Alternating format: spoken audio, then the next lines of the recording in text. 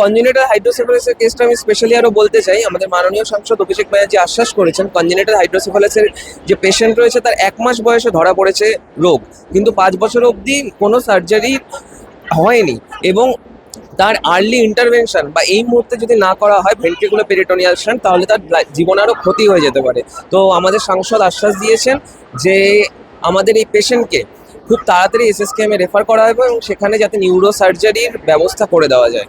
মানে আমাদের ব্রেনে যে সেরেব্রোস্পাইনাল ফ্লুইড বা যে রস রয়েছে সেটা প্রপার নিষ্কাশন না হওয়ায় তার মাথার সাইজ হয়ে গেছে এতটা, এবং তার জন্য কি হচ্ছে, তার জীবনে এই টাইমে 5 বছর বয়সে যে ডেভেলপমেন্টাল প্রগ্রেস সেটা হয়তো অনেকটাই ডিলে হচ্ছে, সেটা হয়তো হচ্ছে না, এবং এইভাবে চলতে থাকলে তার জীবন সংশয় হতে পারে। কিন্তু অতি সত্ত্বর যদি আমরা আর্লি ইন্টারভেনশন করতে পারি তাহলে হয়তো তাকে আমরা বাঁচিয়ে তুলতে পারবো। সবকিছু সেবাশ্রয় থেকে, সেবাশ্রয় টিম অতি সত্ত্বর তাদের সাথে কন্ট্যাক্ট করবে, যোগাযোগ করবে, এবং তাদেরকে এটাও বলা হয়েছে যদি কোনো অসুবিধা বা কোনো দরকার পড়ে সেবাশ্রয় টিম অবশ্যই তাদের সাথে রয়েছে।